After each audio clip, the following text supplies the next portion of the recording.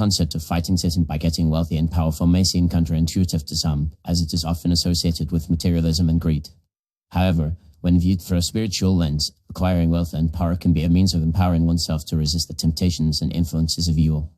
In this essay, we will explore the idea that accumulating wealth and power can be a means of fighting Satan and provide guidance on how to achieve this goal. First and foremost, it is essential to understand that Satan's primary tactic is to deceive and manipulate individuals into serving his interests. He achieves this by exploiting human weaknesses such as greed, lust, and pride. By acquiring wealth and power, individuals can reduce their vulnerability to these exploitations. For instance, when one is financially secure, they are less likely to be swayed by promises of wealth or material gain. This financial independence allows them to make decisions based on their values and principles, rather than being driven by a desire for financial gain.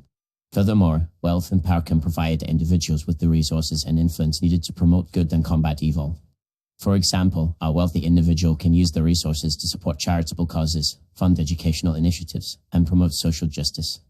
By doing so, they can help to create a more just and equitable society, which is inherently antithetical to Satan's interests.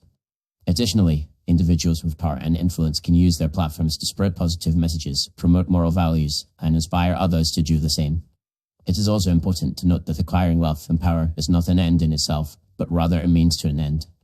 The ultimate goal is to use one's resources and influence to serve a higher purpose, such as promoting the greater good or advancing the kingdom of God. When individuals focus on using their wealth and power for selfish or materialistic purposes, they can become vulnerable to Satan's influences. However, when they use their resources to serve others and promote positive change, they can become a force for good in the world. To achieve wealth and power, individuals must be strategic and intentional in their pursuits. This may involve developing valuable skills, building relationships with influential people, and taking calculated risks. It is also essential to cultivate a strong work ethic, be disciplined in one's finances, and stay focused on long-term goals. Additionally, individuals must be mindful of their motivations and ensure that their pursuit of wealth and power is driven by a desire to serve others, rather than simply to accumulate wealth and status.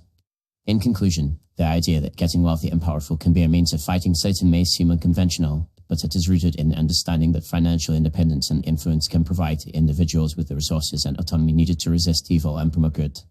By acquiring wealth and power, individuals can reduce their vulnerability to Satan's manipulations, promote positive change, and serve a higher purpose.